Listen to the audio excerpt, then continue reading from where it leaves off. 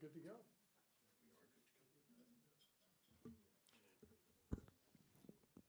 I'd like to thank you all, in person and online, for coming to our final of our 5 debates in the series Crossroads of Conservatism.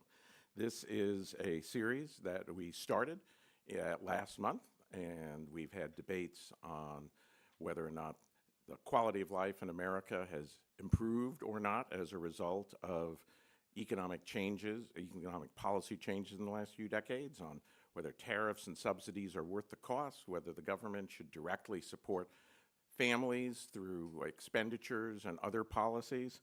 And tonight we are having a debate on the question of religious diversity. This series has been sponsored throughout by the Arthur Roop Foundation, and we're very grateful to them for the gift that they made that made this series possible. Pardon me if you have attended other series, debates in this series in the past, but we started this series because conservatism is at a crossroads. It's at a crossroads because the orthodoxies that became enshrined in the 90s and the early aughts have been under fire within the right, not just from the left, over the last decade. It's not a secret that Donald Trump ran on a very unorthodox platform when he ran for the Republican nomination in 2016. He defeated virtually every exposition of that orthodoxy as was expressed through other candidates. He took that challenge on again in this past year and handily defeated all of his opponents. And we now have a recognition that one can be conservative and one can disagree on certain things, and that is what we are trying to address through this series. All of the other series debates are available for viewing or for sending to others to view online at the eppc.org website. This debate is also being videotaped or recorded, and as I show my age by referring to an outmoded technology, and will be available for subsequent viewing as well. For whether you are in the audience or whether you are viewing us remotely, we will handle questions by having everyone send questions to events@eppc.org. That email again is events@eppc.org. Those will come to me, and I will go through as many of them as I can during our question and answer period. The reason why this particular debate is, in one sense, obscure, in another sense, obvious. It's obscure because certainly we have not had explicit debates over the question of religious diversity in the political sphere. But it's also rather obvious because we've increasingly seen on the right the question of, does America's political structure require a Christian or Judeo-Christian cultural substructure, in which case means that that implicates, if it does, some form of religious diversity. And that is why we chose the topic and worded it the way we did. The question is, religious diversity weakens the United States. And being a debate, as opposed to a panel where everyone says nice things about each other and occasionally disagrees, this is meant to be friendly but sharp. And arguing an affirmative position on that is Rusty Reno. Rusty is the editor of First Things magazine. Arguing the negative on that is Avik Roy, the president of the Foundation for Research on Equal Opportunity and the president of the institution that is co-sponsoring the debate tonight, along with Ethics and Public Policy Center. In accord with the debate, we will actually have an affirmative, a negative, rebuttals. Oh my gosh. Rusty will talk for 20 minutes, then, or up to 20 minutes. You can make your case in 3 minutes and 30 seconds, sit down if you want. So obvious. These truths are self-evident, right, Rusty? Yes. But perhaps Avik will make that claim. And Avik has 25 minutes in response. Rusty then has 10 minutes in his rebuttal, and Avik has the final word, 5 minutes. I will remind you of the events at eppc.org email in the break between the opening statements and the rebuttals, and then we will have up to half an hour of moderated Q&A. So without further ado, Rusty, make your case.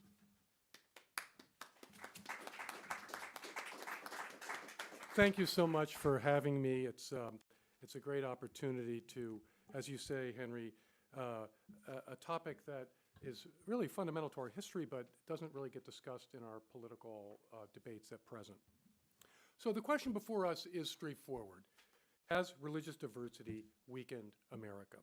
Or to put differently, I would say, does a strong America require a strong Christian majority and a deep Christian consensus? Does it weaken or therefore to strengthen? And my answer here is yes. President Obama often repeated a progressive platitude: diversity is our strength. But this is not true. Solidarity is our strength, and diversity, if significant and consequential, is a challenge to be addressed, not a blessing to be celebrated. This is especially true for religious diversity. The lack of a strong religious consensus gives rise to a weak civic culture, unable to unify citizens, which in turn produces a polarized, fractious politics. So tonight I want to defend this claim with 5 brief arguments. One from history, one from sociology, one from consequences, one from truth, and a final argument from personal experience. So, on we go. The argument from history. In his farewell address, George Washington observed, of all the dispositions and habits which lead to political prosperity, religion and morality are indispensable supports. He went on to say, reason and experience both forbid us to expect that national morality can prevail to the exclusion of religious principle. And Alexis de Tocqueville sounded a similar note. Early in the first volume of Democracy in America, he writes, in America, it is religion that leads to enlightenment. It is the observance of divine laws that brings men to liberty. Now, these judgments about the central role of religion were widely shared by the founders and other observers of our nation. They held that the American culture of freedom and our democratic spirit rests on religious foundations. Absent these foundations, what we most cherish about our country is imperiled. As a matter of historical fact, that religion was Christianity. It stands to reason, therefore, that if the predominance and influence of Christianity is diminished, the genius of America weakens. And who can doubt that religious diversity, if extensive, undermines the overriding influence of Christianity in our society? This is especially true of the unfortunate rise of irreligion in America. And so this form of religious diversity, that is to say, unbelievers versus believers, is, I would submit, a far graver threat than the very minimal diversity of religions that's actually present in today's America. Only 6% of Americans say that they adhere to a non-Christian religion, whereas nearly 30% describe themselves as religiously unaffiliated. So, to have a strong America, we need a strong and vibrant Christianity, the argument from history. Argument from sociology. Emile Durkheim and Max Weber and other founders and luminaries of modern sociology recognized that religion is the animating force of culture. It provides the most powerful glue holding together a body politic. And religion supplies a great deal of the spiritual and moral energy of a nation. For example, Max Weber speculated that Calvinistic Christianity spurred the development of capitalism in the West. More recently, Tom Holland has argued that the most noble values of the West stem from Christianity: solicitude for the weak, care for the vulnerable, and the humbling of the proud and the powerful. Now, a modern person can adopt a critical stance here and recognize the contingency of these values. After all, Muslim cultures have different values, as does Chinese culture. But this is not my point. Rather, the same critical stance must acknowledge, and as you take sociology seriously, you must acknowledge that a stable, coherent, and confident culture must be united around a common set of values. And what is more powerful and unifying than those that are infused with sacred significance? It follows, therefore, that a religiously fragmented society will lack stability, coherence, and confidence. And there are sad examples of this law of sociology. Consider Lebanon. It is a country characterized by profound religious diversity, and it is a very troubled place. Or recall India after independence. In 1948, it was riven by religious violence, leading to the creation of East and West Pakistan. Today, we may legitimately ask whether Sweden and France are imperiled by too much religious diversity. In other words, a study of history and knowledge of sociology will never lead one to encourage religious diversity. In almost all circumstances, religious fragmentation poses problems for a nation. Put simply, religious diversity weakens, it does not strengthen. The argument from consequences.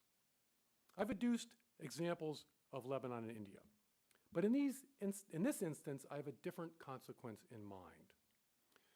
Many scholars argue that the Reformation triggered conflicts that were so bloody and bitter that they encouraged the development of early modern liberalism, an approach to politics that urges us to keep religion at arm's length. It is to be a private affair and not a matter of public consequence.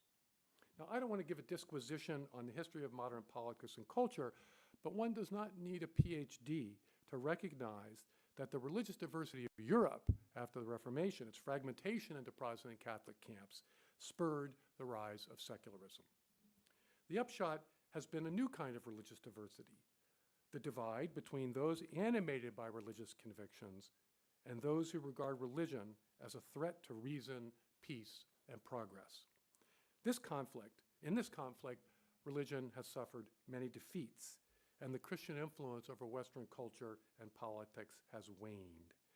Many cheer this development, but I return to George Washington's observation about national morality and political prosperity, as well as to an honest sociologist's recognition that religion animates a society. A country needs a strong spiritual foundation. So let me summarize this argument. Religious diversity often leads to conflict, which discredits religion and encourages secularism, which in turn undermines the spiritual foundations of society. Therefore, if we wish to preserve the religious spirit, which is so essential for social vitality, we need to encourage a strong and shared religious consensus, which in the United States is, of course, Christianity. And in this sense, I support 10 Commandments in schools in Louisiana, and I would like to work to the overturning of the school prayer cases in the early 60s and return prayer to the public schools. The argument from truth, fourth argument. If you're a person of faith, then you believe in the truth of your religion. It is therefore natural and proper to wish that your fellow citizens share in this truth. For this reason, although you and I can be tolerant and accepting of those of different faiths, we cannot pretend that religious diversity is a good thing. As a Catholic, I'm less than honest if I don't allow that I hope that all Americans will come to acknowledge the true faith, which is fully realized in the Catholic Church. Now here I must make a triumphalist observation about the capacity of Christianity to accommodate religious diversity. The Christian faith has a nuanced doctrine of spiritual and temporal authority known as the doctrine of the two swords.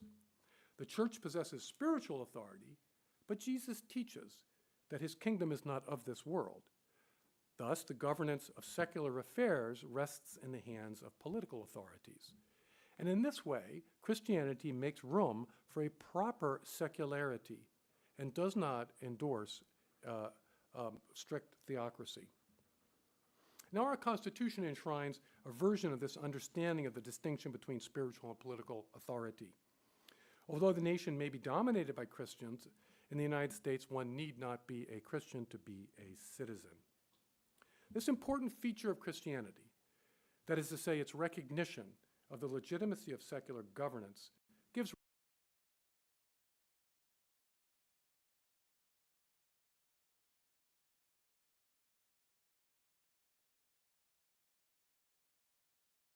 our best traditions of non-establishment and religious freedom, then we should buttress the predominance of Christianity.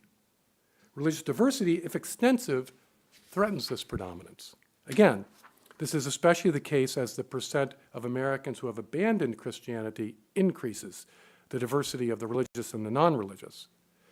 Therefore, we should work to encourage and buttress the influence of Christianity in America, for it strengthens, that is to say, this predominant Christian consensus strengthens the foundations of religious tolerance. Now, our experience of a weakened Christian majority offers a warning about the diminution of Christian influence. The rise of secular progressivism has been accompanied by a dogmatic and intolerant spirit.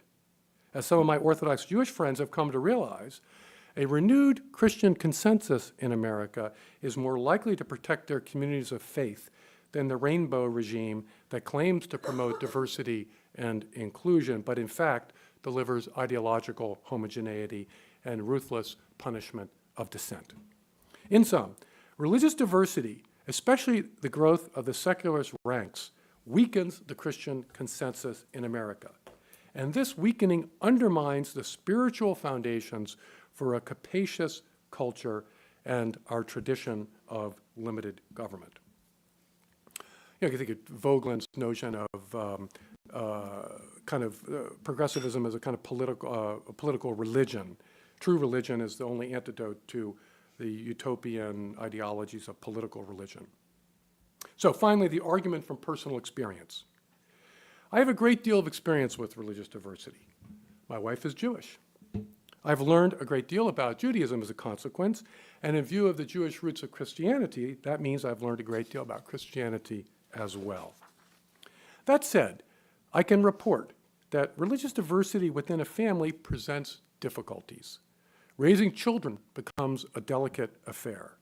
It's all too easy for them to become religiously indifferent, adopting the notion that the differences that separate Jews from Christians are of no moment, since we all worship the same God, and so on and so forth. In other words, a spiritual lukewarmness can settle on a religiously diverse family, a lukewarmness born of compromise for the sake of comity.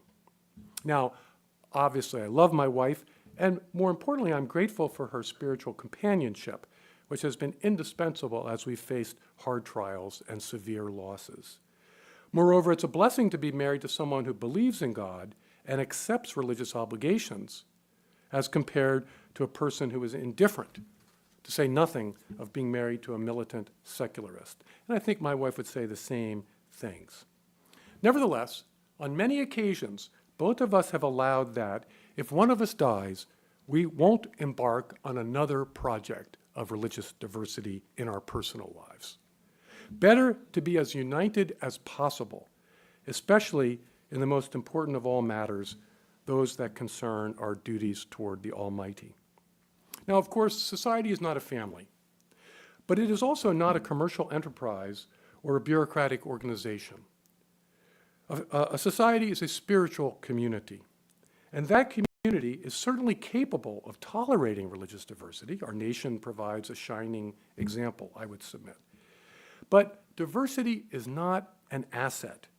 It's a challenge, because a harmony of purpose flourishes when citizens share similar spiritual aspirations and honor shared religious convictions. And conversely, harmony withers when those aspirations are not shared. Now, don't get me wrong, Christians can quarrel, Protestants are especially notorious for their infighting, and Catholics also have their differences, sometimes bitter ones. However, as the rank of secularists grow in numbers and power, religious believers of all stripes often have a great deal more in common against this kind of diversity. There is, in fact, an increasingly articulate coalition of the faithful, you might say.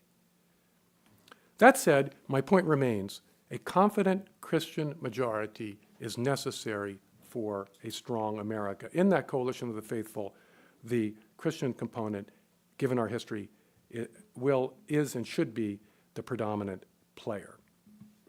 So allow me to bring my case against religious diversity to conclusion.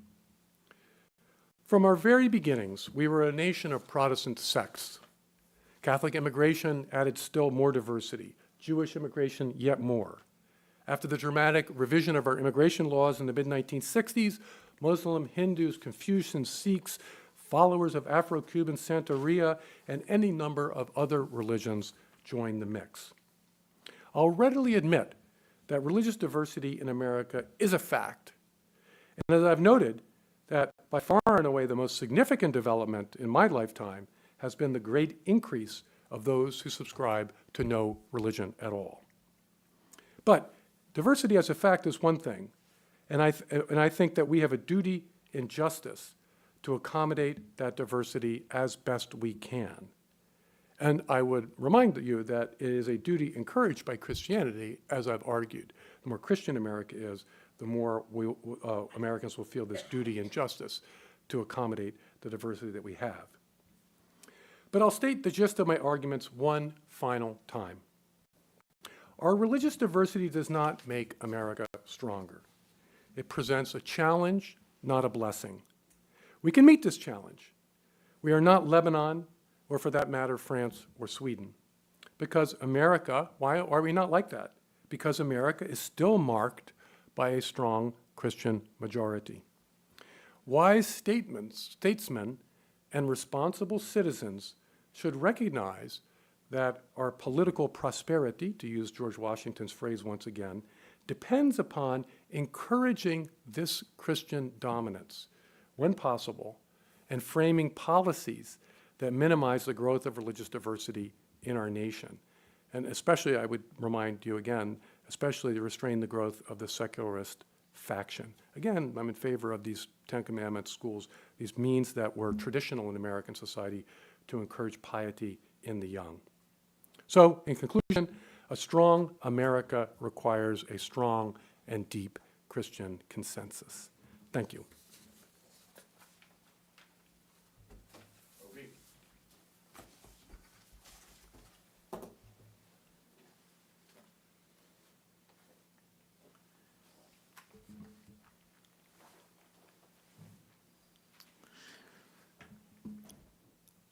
How many of you have been to the American Cemetery in Normandy? Raise your hand if you have.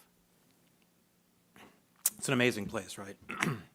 One of my favorite inscriptions at the memorial there says, "If ever proof were needed that we fought for a cause and not for conquest, it could be found in these cemeteries.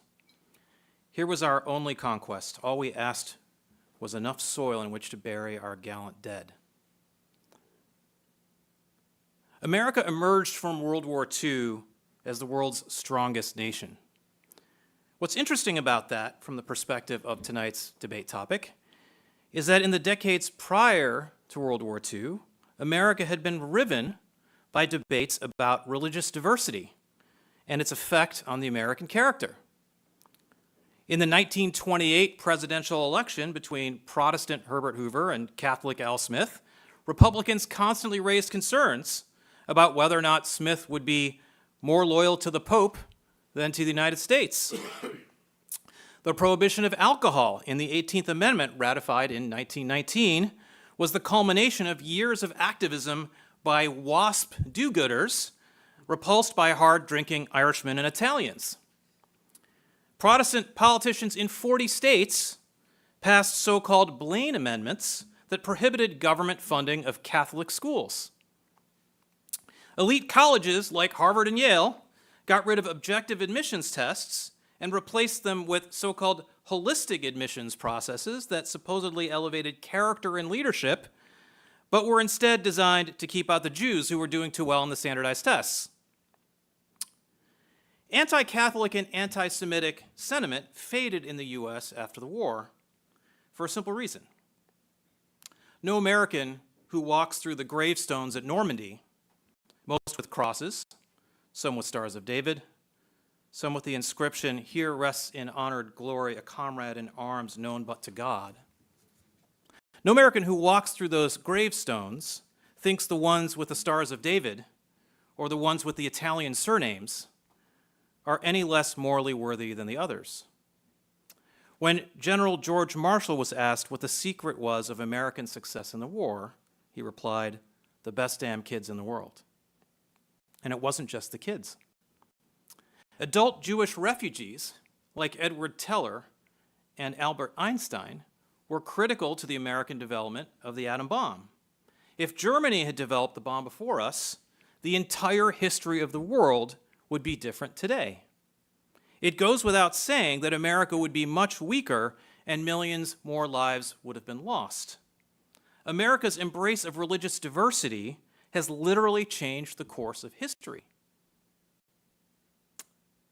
I want to say I really respect Rusty for agreeing to debate this resolution. We all know that in 2024 America, we're supposed to say that diversity is always good.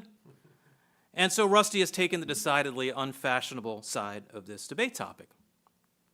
I respect him for taking on that challenge so long as he sticks to the actual debate topic and doesn't try to rephrase it.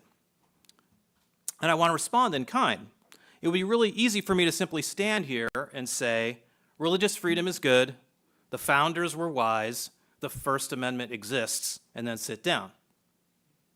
Because religious freedom is good. The founders were wise, and the First Amendment does exist. The people on my side of this debate topic know that deists, Puritans, Anglicans, Presbyterians, Methodists, Baptists, Catholics, Jews, and many more built America into the world's strongest country.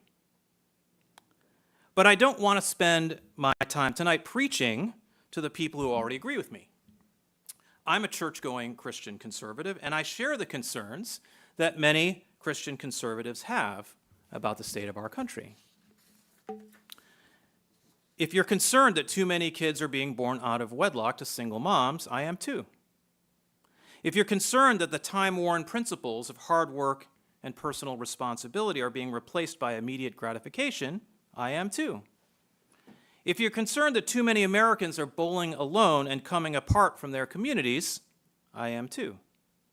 If you're concerned that coastal elites who talk the most about diversity are also the ones most hostile to people of faith, I am too. What I'm going to show you tonight is that freedom of religion is not the cause of these problems. Sometimes the dogmatic and government-enforced secularism of the left is. That's true. Some of today's social problems are the result of technological change. Some are the result of government intervention in the economy. What they are not the result of is religious diversity. Indeed, as we've already seen, religious diversity is a big reason why America is the wealthiest and strongest country in the history of the world. I went to medical school, and in medical school you're taught to accurately diagnose a disease and then to prescribe the right treatment. As I've just noted, getting the diagnosis right is really important. What are the actual causes of the social problems we're concerned about? It's just as important to get the treatment right. Ask yourself, have you heard from Rusty tonight a persuasive public policy prescription that would resolve his complaints about America? I haven't. So I'll also address the treatment side of the question in my remarks tonight. In the ways America is weaker today than it was in 1945, what can we do to strengthen it? How can we do so without wrecking the recipe that has made America great? In short, what you're going to hear from me today is not a libertarian or a constitutional critique of Rusty's position. You're going to hear me make the case, the conservative case, for religious toleration. You're going to hear me explain why those of us who take the Christian faith seriously have the most to gain from religious freedom, and in particular from building a political coalition that appeals to Americans of all faiths who share our values. First off, I want to devote a portion of my remarks to addressing the hot takes offered by Rusty and his compatriots on the other side of the resolution. One of the things you hear from the so-called new right, more accurately the new old right, is that America is more secular than old world countries because we're more diverse. The good news is we actually have data on that. The Pew Research Center has asked people in dozens of countries whether or not religion is, quote, very important in their lives, unquote. In Spain, 22% said religion was very important in their lives. In Norway, 19%. In Sweden, 10%. Hungary, 14%. France, 11%. Germany, 10%. The UK, 10%. In the US, 53%. Why is that? Why is religion more important to Americans by a wide margin than it is in countries which literally have Christian crosses on their flags? I love the beautiful Gothic cathedrals of Europe. I've spent a lot of time in them, as I'm sure Rusty has. Outside of Easter and Christmas and the odd grand wedding, their pews are almost always empty, even though in many cases the governments of Europe tax their citizens to maintain them. As far back as 1776, Adam Smith observed that religious competition led to more successful congregations.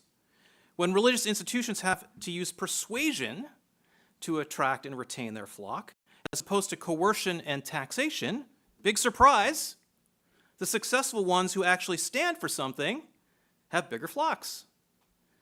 Quote, their exertion, their zeal, and industry, Smith wrote, are likely to be much greater without that government aid. In recent years, a bevy of historical and empirical research has found the same thing, that religious institutions are most robust in societies where religious competition is most robust. If you're going to argue that religious diversity is bad for Christian values, you're going to have to explain why secularism is rising most rapidly in the Christian nations where church and state have historically been the least separated. Second, I want to talk about the economic value of religious diversity.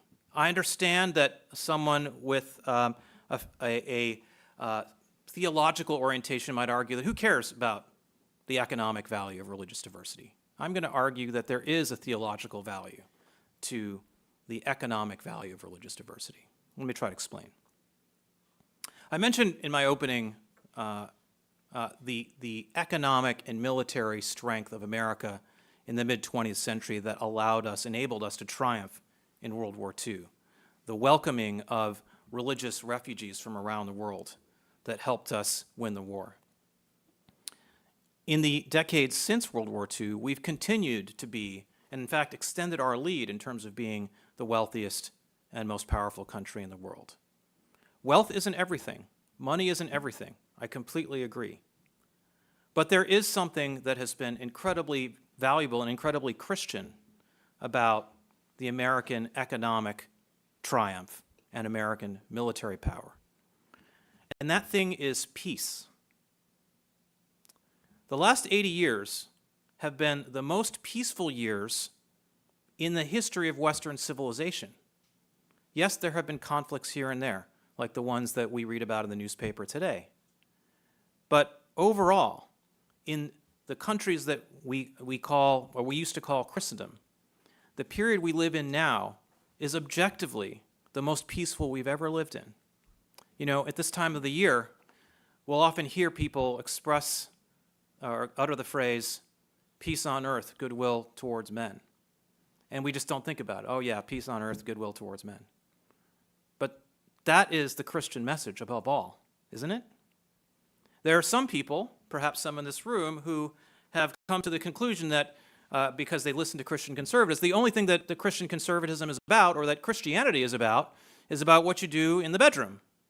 And, you know, the Christianity does have things to say about what you should do or not do in the bedroom. But those of us who think about Christianity a lot, I hope, would agree that that is a pretty small part of the overall Christian message. That the core of the Christian message is about mercy and kindness and peace. And the economic power of America, driven by immigration and religious toleration, is the reason that we live in the most peaceful era in the history of the West, a period in which the Christian message of peace has been most thoroughly achieved. It may not last forever, but the fact that we live in this incredibly peaceful era by historical standards should count for something. Third, I want to talk about the role of technology and economic policy in many of the social problems that Rusty and I agree are troubling about the America of today. Rusty has argued in his writings, and to a degree tonight, that the things that we don't like about America today from a standpoint of the fracturing of communities, the rise of single-parent families and the like is the result of religious diversity. Well, that's not empirically evident. There's really no evidence that religious diversity is the reason for that. And I'll get into why. Why is family breakdown more common in the West, the allegedly Christian West, than it is in other regions of the world? It's because actually the West has become the most secular part of the world, in part, perhaps, but there's actually a more powerful explanation. And that explanation is that the West is where we invented the welfare state. What does the welfare state have to do with this problem? It's the fact that in poorer societies and in non-welfare oriented societies, if you have children out of wedlock, the economic harm to the child is massive, catastrophic, in fact, right? And so as a compassionate society, we said we don't want children to grow up in that kind of abject poverty, and so we've instituted a welfare state to try to address that. But the unintended consequence of a world in which there is a much lighter economic cost for children born out of wedlock is more children born out of wedlock. If you subsidize something, you get more of it.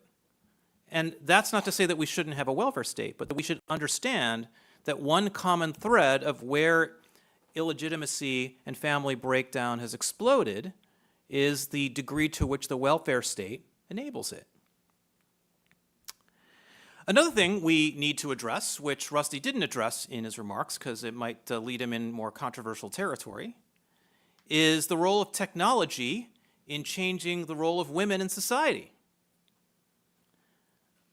When we invented the tools of 20th century life that eliminated the time-consuming household chores, it enabled women to enter the labor force. They didn't have to spend all day washing clothes and washing dishes. Then we had the advent of oral contraception, which, whether one is in favor of oral contraception or not, did change the relationship of the sexual act to procreation.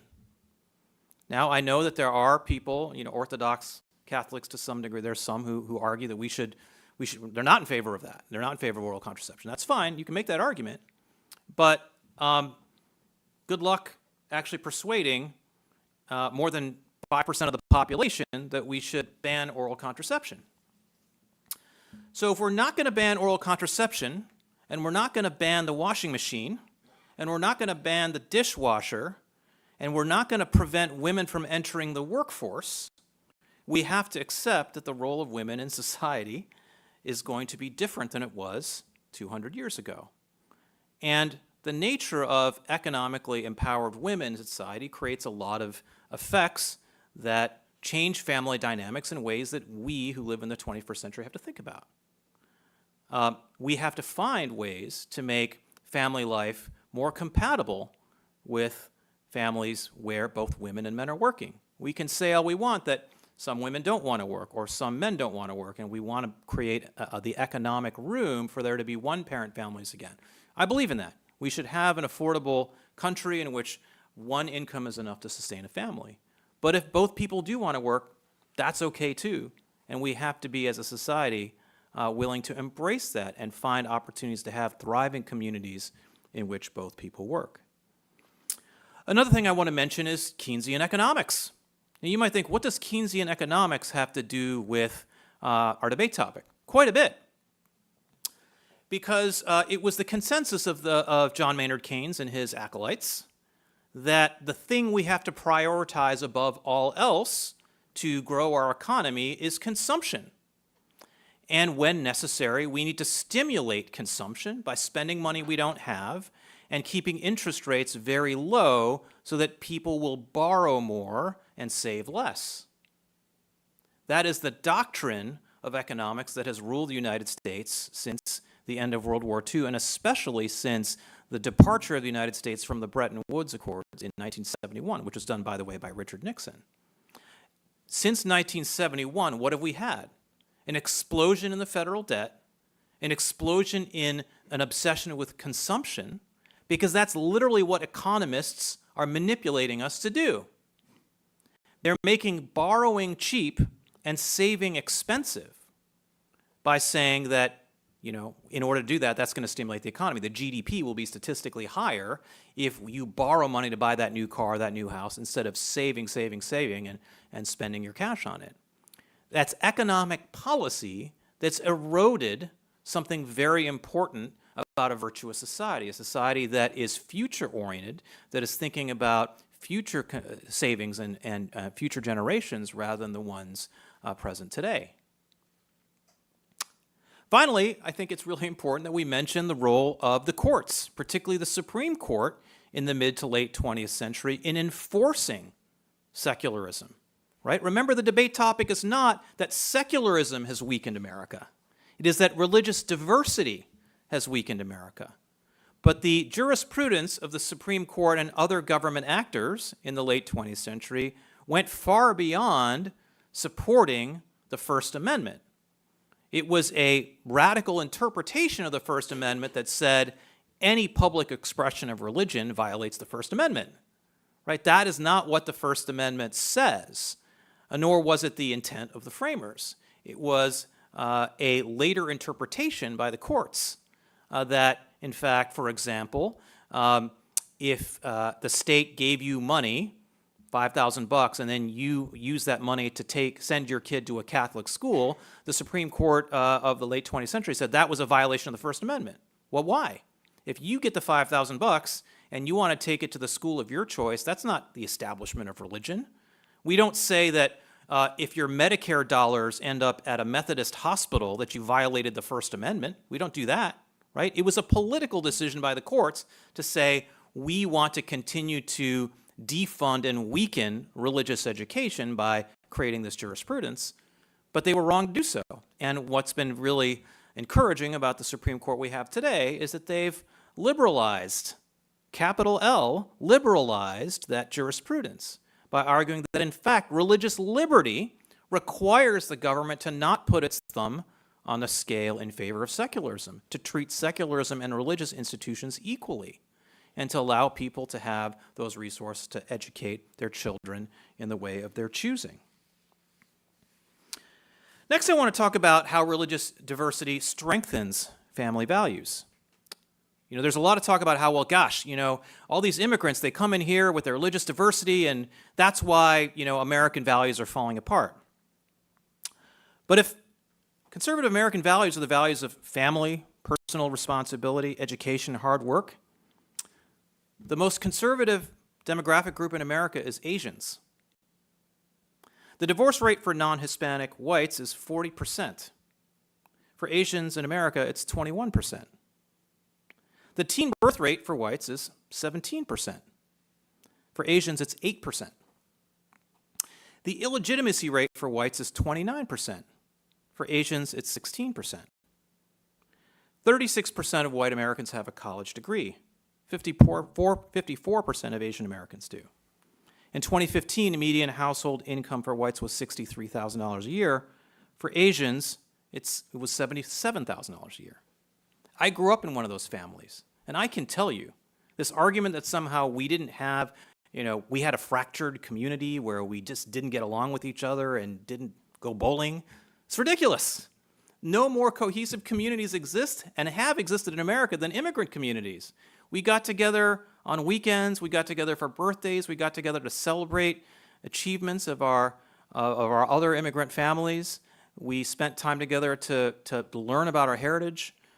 That did not fracture us from any other community. It didn't make us sulk and sit around and engage in antisocial behavior, quite the opposite. It gave us a springboard and the support that a lot of other Americans also deserve and ought to have, but don't. The reason they don't have it isn't because a bunch of Bengalis in suburban Detroit got together on the weekends. Finally, I want to talk about the political implications of all this. Okay, we've talked about the economic elements, we've talked about the moral elements. 35% of adult millennials in the United States are nuns. And by that, I don't mean that they live in convents. I mean that they have no religion at all. Again, that is not the result of religious diversity. That is a result of broader trends in our society. If we, those of us who believe that religious freedom is important and valuable, if we want to continue to have the liberty to practice our faith, to educate our children in the religion of our belief, if we want to have communities in which we can practice that faith, we need people who don't share our faith to believe in our right to continue to practice that faith, especially in the America of the future. How are we going to advocate for that future if we don't advocate for their freedom too? We have no chance. In fact, the political coalition that values religious freedom is a majority coalition. The political coalition that says that only my religion is right and you all should be politically and governmentally disfavored is not a majority coalition, regardless of your denomination or your faith. And I'm going to conclude with this about the policy inclinations. What can we do that would allow us to make some progress on some of these issues? One thing we should do is wipe out the judicial jurisprudential tradition that is misusing or misinterpreting the First Amendment and actually abolishing religious freedom and constraining religious freedom instead of allowing it to flourish. Second, we need to reform our economic policy so that we encourage people to save for the future rather than spend now. We encourage people to stay in families rather than to break them up. We also need to make sure that we remember that this fundamental truth, and I'll utter this fundamental truth by describing or quoting an author that I admire, who was talking about the repression of Jews. He asked, "What of the Soviet Union, the workers' paradise that purported to transcend all religion? What of the 1,000-year Reich that imagined it could wipe Judaism from the face of the earth? They are dust just like the Roman Empire that razed the city of Jerusalem, just like the medieval monarchies that drove Jews eastward into Poland and Russia centuries ago. Unlike these influential and powerful civilizations, institutions, and ideologies, Judaism endures. The Torah is still read in the synagogue. It turns out that over those long and difficult centuries, only Jews had a future, and they still have a future." The author of that passage was Rusty Reno. I'd like to remind everyone as we start rebuttals to send your questions to events@eppc.org. Avik allows that we enjoy peace, and he cites Christian teaching that emphasizes the importance of this peace. And I think in that sense underscores one of my comments, which is that as Tom Holland said, the values that we most cherish in the West have their roots in Christianity. And if Christianity weakens, then those values are imperiled. And then the same thing with respect to religious freedom. It rests on Christian foundations, I would submit. It's the post-Christian university that requires loyalty oaths in 21st century America. And so the recession of the influence of Christianity is, I think, corresponds with a diminution of freedom. And I think that's, so then it falls upon, we reverse the question here, does religious diversity weaken America or weaken the things we cherish about America? Or put it this way, certainly as I've argued, there's an important diversity of our country, increasingly divided between those who believe and those who do not believe. Has that diversity contributed to the diminution of Christian influence? I think it's unquestionably the case. Why is faith more important in America than among Europeans? Well, I would submit it's because the United States has been characterized by a vital Christianity that has been uniquely entrepreneurial in its adaptation to modern conditions. In Europe, industrialization and urbanization removed peasants from their connection to the land, and in almost every instance, this led to the secularization of the working class, a de-Christianization of the working class. very different story in our country, this vital Christianity. And what is this vital Christianity? It's Stone Campbell Protestantism, Second Great Awakening, that sparked this this kind of energetic, adaptable Christianity with its missionary, its evangelical zeal, its conversionary zeal, to which I would add Azusa Street Pentecostalism. And together, those two forms of Christianity, forms of Protestant Christianity, are they diverse? Yeah, they fight with each other. But compared to world Christianity, those forms of American Christianity are very homogeneous.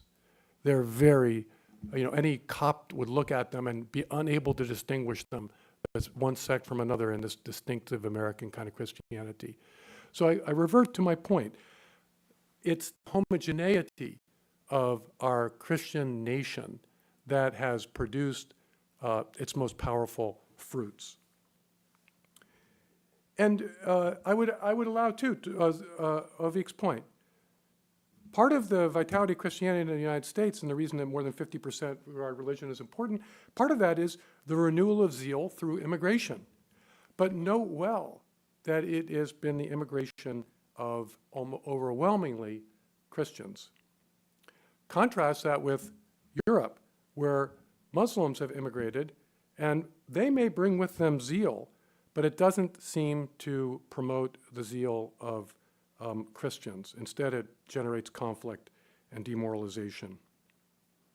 So again, I think my case here, the homogeneity, diversity, I want to sort of think about that term. Homogeneity has been a blessing. Religious homogeneity has been a blessing in the United States, and that greater diversity weakens our country. As I say, diversity includes the divide between believers and unbeliever. And I think, this is especially the case among elites and in our universities. And this kind of diversity significantly undermines our animating Christian consensus. Avik mentions the excesses of the Supreme Court in the post-war era. I agree completely. In fact, I would like to see Everson overturned. The decision that really basically undermined the police power of the states and its ability to promote the morals of its people. And overturning Everson would open the way for things like a restoration of school prayer and other efforts on the part of legislators to encourage religiosity. And I agree with them also. The current court is correcting course. It is providing more liberty to religious folks. Why is that the case? I think it's because the justices recognize the value of a renewed Christian homogeneity in America. They're giving more freedom to believers to promote in our country a stronger and more unified Christian consensus. I mean, that's what you do when the football coach is allowed to pray at the 50-yard line. He becomes an agent of re-Christianization. That's why secularists are opposed to it. They are opposed to a predominantly Christian society. And so they don't want religious believers to be agents of the re-Christianization of our country.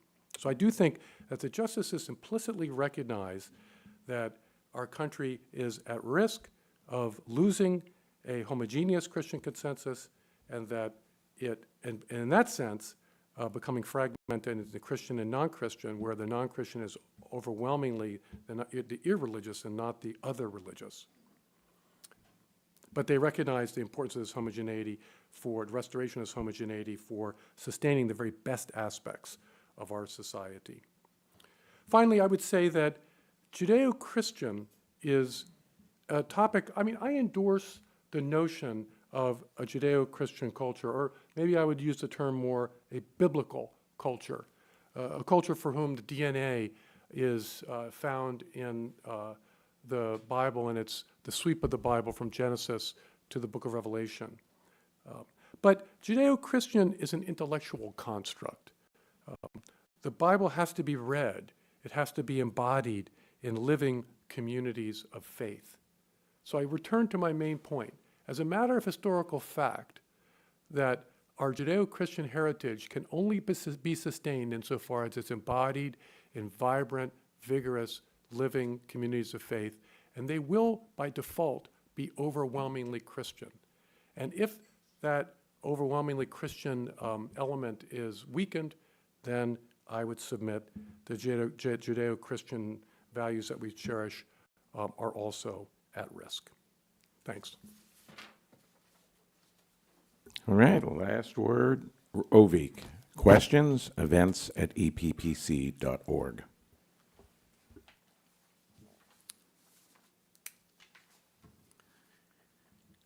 I think we've heard tonight, as much as I've enjoyed Rusty's remarks, a fusillade of fallacies. Fallacy number one is the attempt to rephrase the debate topic.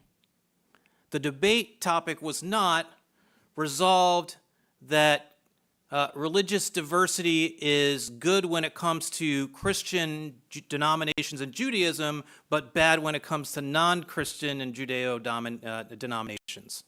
That was not the debate topic. The debate topic was resolved that religious diversity weakens America. And there is a long history of thought about that topic. And while it may seem normal and natural for us to talk about the Judeo-Christian tradition in America, we only added the Judeo after World War II. And prior to World War II, we didn't talk about the Christian America. We talked about the Protestant America because the Catholics were the immigrants, right? So we keep moving the goalposts as to what religious diversity means in America, and Rusty is free to declare that I'm done moving the goalposts and I won't move them any further, but that's a fallacy when it comes to, that's not the debate topic that we're actually debating. The second fallacy is he keeps asserting that, well, we all know that religious diversity has led to all these terrible problems without actually citing any empirical evidence that that's true. He just asserts it, which is not good enough when we're talking about something that is a foundational principle of the United States, and we're talking about disenfranchise or disenfavoring through the state tens of millions of Americans who don't share Rusty's view of what the right religions are. The third fallacy is that only Jews and Christians have the values that can strengthen America. I am a Christian. I believe in Christian values. I believe they are good for America, rest assure you. But my mother's values are also good for America. My mother worked hard. My mother was chair of the Board of Trustees of the Bharatiya Temple in Troy, Michigan, and I assure you that she has done nothing but contribute to the values of this country.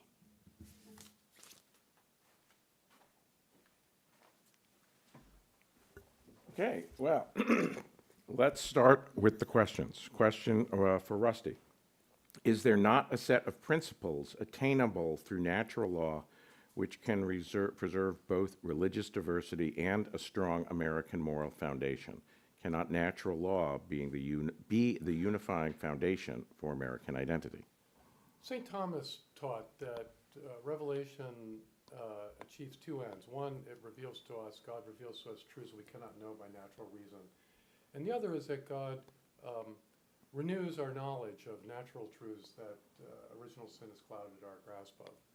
And so, as a matter of fact, I agree with the sentiment of the question, but I think as a matter of social fact, natural law is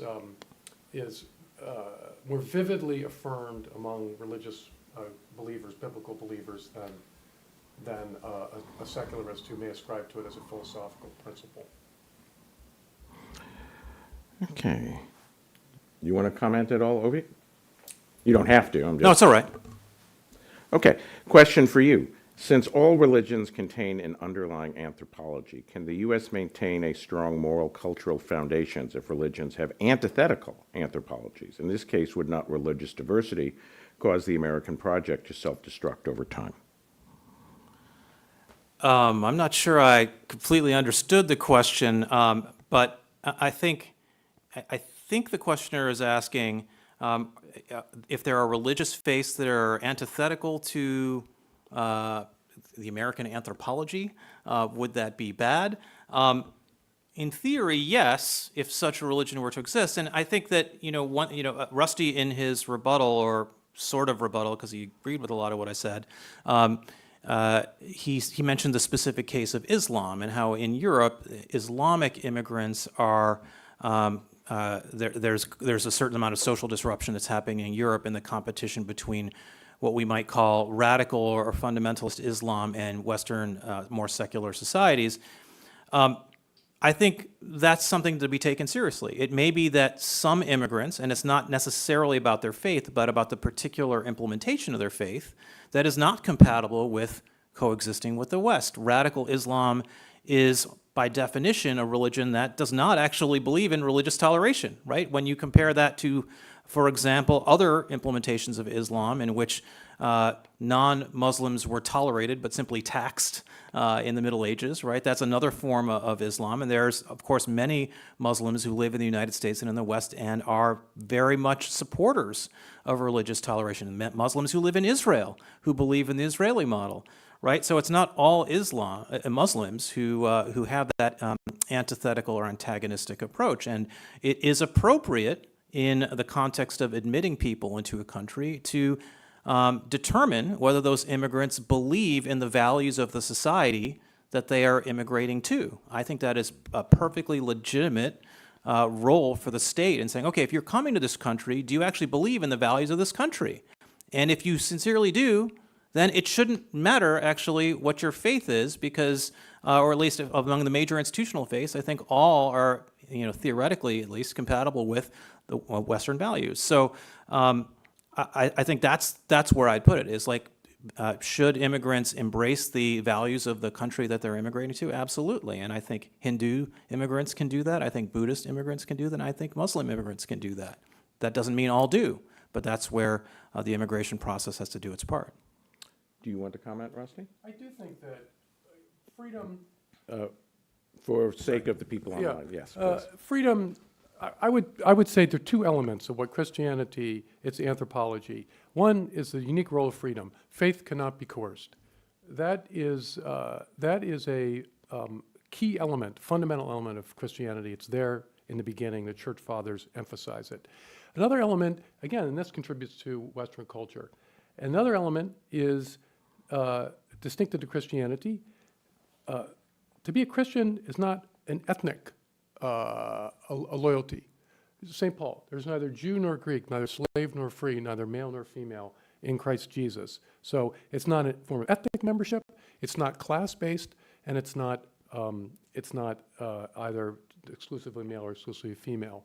And so therefore, I see the foundations of many people have made these arguments. The foundations of, as I say, the values that we cherish the most in our nation have their origins in Christianity. That ought to give wise statesmen and responsible citizens an incentive to promote and protect the influence and the predominance of the Christian tradition in America. That is to say, not to promote diversity, but rather to promote Christian homogeneity.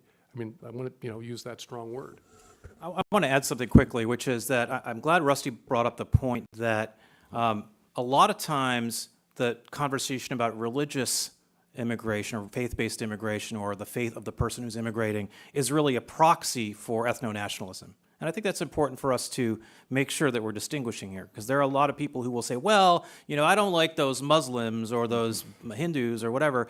And it could be a genuine concern about that person's religion. It could also be something less attractive, let's say. And we see this in the debate in the New Old Right about the Empire of Guadalupe, right, where people with Rusty's point of view say, hey, let's have more Catholic immigrants from Latin America. They're Christians. We want more people like that. But most of the other people in the New Old Right are like, I don't know about those Latin Americans. I don't think we want them coming over the border. So that's an element of division within the New Old Right that I think Rusty's more theologically oriented point of view unearths. So that actually plays into the next question, which is for both of you. How intertwined or related is your use of the term religious diversity with ethnic and cultural diversity? Religion is a foundation of culture, and so obviously it is related to cultural diversity, although a Coptic Christian obviously brings a very different culture to the United States than a Pentecostal from Guatemala, for sure. One thing I would say, too, about Adrian Vermeule and the Empire of Guadalupe, I think he's very very misinformed about the religious adherence of the people from South America who come across our border. The days are long gone when South America was a kind of exclusively Catholic world. And another aspect of culture here is that, maybe ethnicity, I don't know I consider being an American an ethnic identity, although it's not, I think there's an identifiable American character. It's an ethnos. It's not racially defined or skin color defined or DNA defined, but it's culturally defined.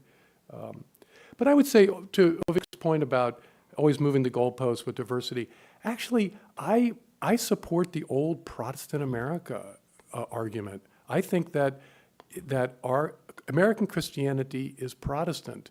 And insofar as Catholicism has become an important player in American Christianity, we have to some degree Protestantized. This was a matter of grave concern to the Vatican in the late 19th century when it denounced Americanism. And I think the current pontiff is rather anxious that conservative Catholics like me are really basically no different from the wicked conservative Protestants who elected Donald Trump. So I mean, our society is very different than it was in 1860, 1920, 1980s. It's changed dramatically in my lifetime. But I would submit that there is a continuity of American Christianity which is inextricably tied to our Protestant heritage. So another a useful question and set of comments by Rusty. One way to think about this question of, gosh, should we let in the brown people with the funny religions is, should we let in the white people with the nominally non-funny religions, right? So is America going to be better if we let in more people from Sweden or Norway? Is that going to strengthen Christianity in America? Does anyone seriously believe that? I mean, they might be good people who should come here and help the economy. I'm for that. But if the argument is that the white people from Western Europe we should let them in more disproportionately because they're going to Christianize America, I got news for you. That's not what's going to happen, right? And in fact, the same Pew study I cited before that showed, what percentage of the citizens believe that religion is very important in their lives, and it was like 10% for the UK and 19% for Norway. It's 80% in India. It's something like 70% in Brazil. So yes, Latin America actually is higher on some of these metrics than the West is. The final point I'll make is Rusty mentioned his affection for the old Protestant America run by the WASPs. Now, look, I love myself a good WASP. In fact, I'm married to one, so I need to say that. But who was it who secularized America? It was the WASPs. I mean, they were the ones who did this. It wasn't the Hindus. It was the WASPs. So if we're mad at the secularization of America, don't blame the Hindus, blame the WASPs. I would say I would support immigration restrictions of Europeans for the reason you ascribed. I would support that. Yeah, I think it's in our nation's interest that the religious character of the country be buttressed. It will be better buttressed by faithful people coming to our shores than people with no faith. We're fortunate that, given our geography, they're overwhelmingly Christian. But with 6% non-Christian adherence in our country, let's get it up to 8% if we can bring people in who are really zealous in their convictions and their faith. Might inspire Christians to do a better job. So here's a question for Avik. Avik, your argument comparing the U.S. favorably to Europe on matters of religiosity is precisely that advanced by Peter Berger in the 1990s. But American religiosity has eroded significantly over the past 30 years. Isn't greater contemporary American religiosity simply the result of a temporal lag in which the U.S. follows Europe by a few decades? It's possible that America in 20, 40, 80 years will end up where Western Europe has been and is. That's still not an argument for why religious diversity has weakened America. If the debate topic is resolved that religious diversity has weakened America, it's still empirically true that religious diversity has strengthened America and has strengthened the religiosity of America relative to those countries where literally people are taxed to support the church, where the heads of state are often the heads of the church, as they are in England. This is what I meant when I said that the broader secularization is a challenge for us all to think about, but it is not driven by religious diversity. Again, the overwhelming evidence is in the opposite direction, that religious diversity has strengthened the religiosity of America, which is the thing that we are debating tonight. Question for Rusty. Does not religious diversity preserve the sacred sphere of conscience in man and force Christians in the public square to make compelling arguments, thus deepening their reason and faith? Well, it's the argument there that no one sect can gain political power. Therefore, we're kind of at a standoff. That's kind of a. I think the founders. The venture of the founding was to presume a Christian consensus in the country and to punt on the question of which of the Protestant sects gets it right. Given the circumstances, that would certainly probably have been wise. But it's interesting that Tocqueville, when he assesses the origins of liberty in our country, he thinks it's really the theocratic New England with its homogeneous Calvinistic roots that is the real incubator, the birthplace of our democratic spirit and traditions of liberty. And so I think that runs against this notion that somehow diversity or conflict between sects is a kind of precondition or necessity for freedom of conscience. I'll just piggyback on one thing that Rusty just reminded me of, that he's written about and I've written about as well, which is that one of the interesting quirks of America is that if you look at social statistics like single-parent households, they're more prevalent in red America than they are in blue America. Now, who knows exactly why that is? We can all come up with our hot takes as to why that is, or our theories, our hypotheses as to why that is. But it is curious that it's in places like New England and the Bay Area and in relatively higher income parts of America where family formation remains robust. The divorce rate for people where the two people have college degrees is 10%, whereas when people don't have college degrees, the divorce rate is much higher. And it's more like 50% or 35%, depending on which measure you use. Now, one again could hypothesize as to why that is. Maybe the kind of temperament that leads one to do your homework and get through college is the kind of temperament that also leads you to put up with the ups and downs of a marriage. Or maybe not. Maybe there's some other explanation. Maybe it's the pure fact of wealth. That higher income leads people to stick together in families, or that economic strain on the flip side is a driver of divorce. There's research that indicates that the number one cause of divorce is economic strain, which is, of course, a reason for us to want there to be broader prosperity, for there to be broader economic growth, for us to have the kind of free society, an innovative and creative society powered by diversity and immigration that allow more and more people to be wealthy and enjoy the communal fruits of prosperity. Okay, question for Avik. You observe the Western world has experienced great peace in the last 80 years. You also mentioned the low percentages of religious believers in nations in Europe. Doesn't this cut against your point that religious diversity is a good and rather support the idea that increasing secularism is conducive to peace? No, because the driver of that peace is America. If America were not the wealthiest and most powerful country in the world, with a security umbrella around Western Europe, it's not clear to me that we would have that peace that we have today. And the Russian invasion of Ukraine is a great example of when the rest of the world perceives weakness in the United States and dithering in the United States. They believe that they will profit from war. So, in fact, America is the last best hope of mankind in that regard, and we sacrifice it at our peril. Rusty, you gave the example of the Catholic-Protestant divide in Europe leading to a rise in secularism. Do you think the individual aspects of Protestantism combined with institutional anti-Catholic policies establish America as a fundamentally Protestant country?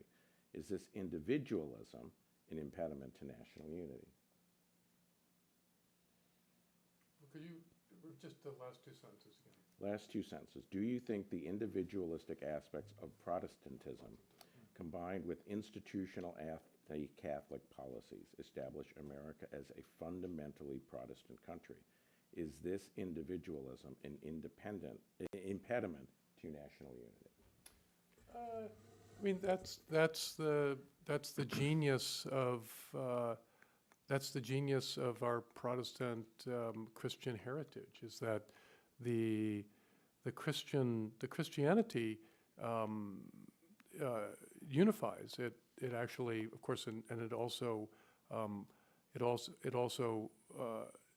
it tempers or rather perfects the individualism in the sense that you recognize that, you know, for freedom, Christ has set us free, as St. Paul says, so that the solitary man, Protestant man before God, recognizes that he has a vocation and a duty to serve others. And so that winds up, I think, powering some of the best aspects of our society, our willingness of powerful and wealthy people in our country. There's our wonderful philanthropic tradition, which is really unique in the West, and powerful, wealthy people who are willing to serve the common good and not their own self-interest. I think also Protestantism has something to do with front porches and front lawns. And our cities are not, we don't live behind walls as so many people do around the world. I think that also. So I dispute the notion that Protestantism is a kind of, induces a sort of acid of individualism. Although that's a very common Catholic critique of Protestantism. So I'm a bit of a heretic here. You know, in my 20s, I was a devotee of Richard Weaver, a mid-20th century thinker whose famous book was called Ideas Have Consequences. And he famously argued in his book that Western civilization has been in a steady state of decline ever since William of Ockham in the early 14th century invented nominalism, the idea that individuals can effectively define their own reality. I'm oversimplifying. But that he argues that led to Protestantism, every man is his own church, and then the moral relativism of the late 20th century and on. I'm not a big fan of slippery slope arguments. I think that actually, if you are a conservative, one of the things you ought to believe, if you really are a conservative, is that human nature is constant. Human nature does not change. We humans have the same fundamental character and divinity and animal qualities that we had 1,000 years ago and 5,000 years ago, right? And if that's true, if humanity and human nature are constant, then there are certain things about humanity that the vast majority of us want. We want to live in communities where we care about each other. We want to believe in a higher power. We want to believe in a set of values that are greater than our animalistic needs. And Christianity is, in my view, a divine expression of that humanity.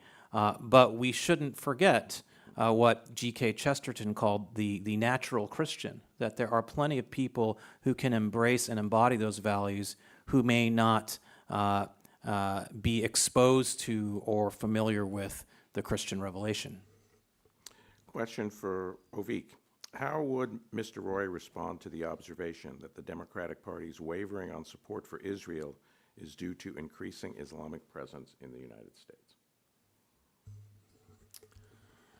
I am not a psychoanalyst of the Democratic Party. I do think it is troubling, the rise of anti-Semitism in throughout the West, and in the U.S., particularly in elite academic institutions. I think I've been shocked by it, and I think others have been too. I don't know if I would put exactly a partisan explanation on it. I mean, there are plenty of Democrats who are also alarmed by the rise of anti-Semitism on the far left, and that is a tension in the progressive coalition that I'm sure we will continue to observe, those of us who are not a part of it. And I can only hope that over time, the good guys win. Do Mr. Reno's views have an implication for immigration policy? Mr. Reno. I mentioned that I would support restricting immigration from European countries on the basis that they'll contribute to the rising secularism it will increase the ranks of the secularists in our mosaic of religious diversity in America. Although doing so may just run afoul with our national traditions of not having religious tests and things like that. So we'd have to use proxies, which is what we often do in these matters. I do think that same thing that has to do with Muslim immigration. I think the European experience just is a counsel of caution to policymakers about increasing the percent of Americans from Muslim countries. I think it just would be reckless and imprudent to ignore what has happened in Europe and pretend that it wouldn't happen in the United States. We're a long, long way. We're talking about 1% of Americans are identify as Muslim.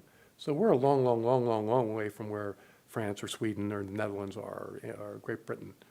So I'm not losing any sleep about that. But I find it troubling that many liberals and some conservatives are just disdainful that anyone would even raise the prospect that being attentive and restricting Muslim immigration would ever be possible, that somehow that's a violation of our American values.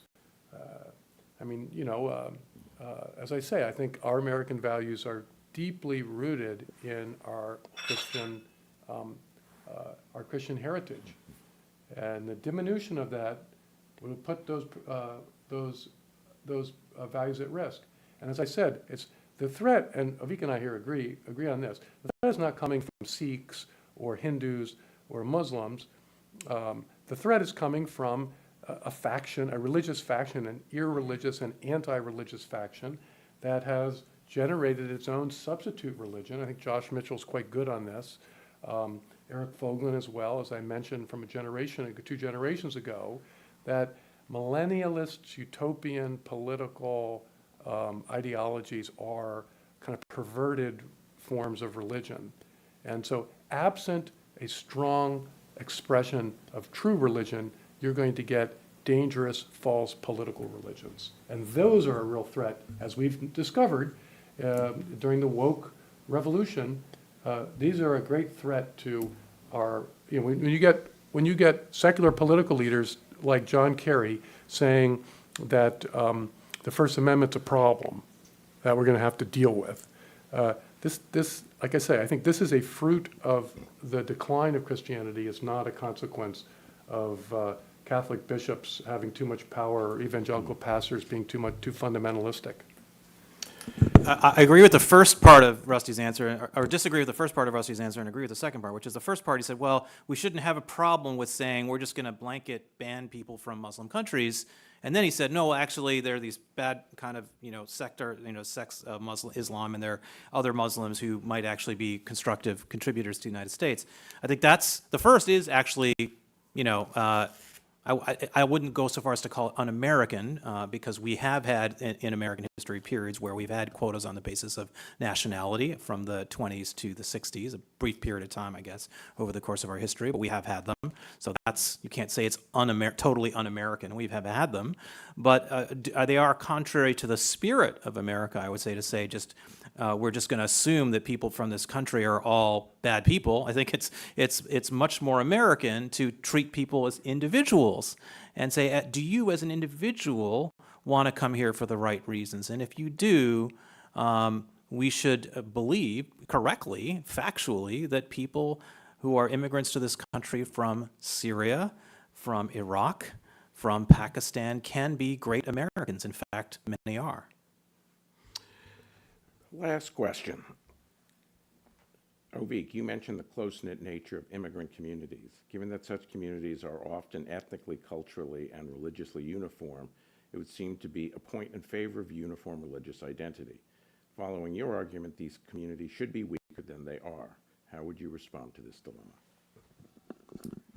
I remember, hanging out at a bar at a William F. Buckley Institute, William F. Buckley. It was a National Review event, a William F. Buckley Prize event. I was talking to a really good friend of mine.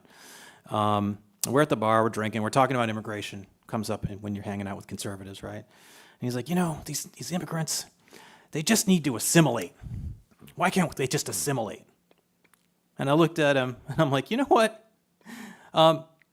We don't really have a choice. My parents came to this country from the Bengal region of India. I'm a second-generation immigrant. My Bengali is terrible. I can't read the language. I can maybe, utter a handful of sentences in it because I live in the United States, where Bengali is not taught in the schools, and none of my friends are Bengali. Maybe one or two, I guess, if you scale it up enough. So immigrants assimilate. Basically, they have no choice but to assimilate. We all assimilate because if you live in this country and you engage in the broader society, you become American. But the point I'm trying to make is that the society that we're assimilating into is actually more culturally liberal in the ways that Rusty would decry than the society that my parents' generation of immigrants and their values, right?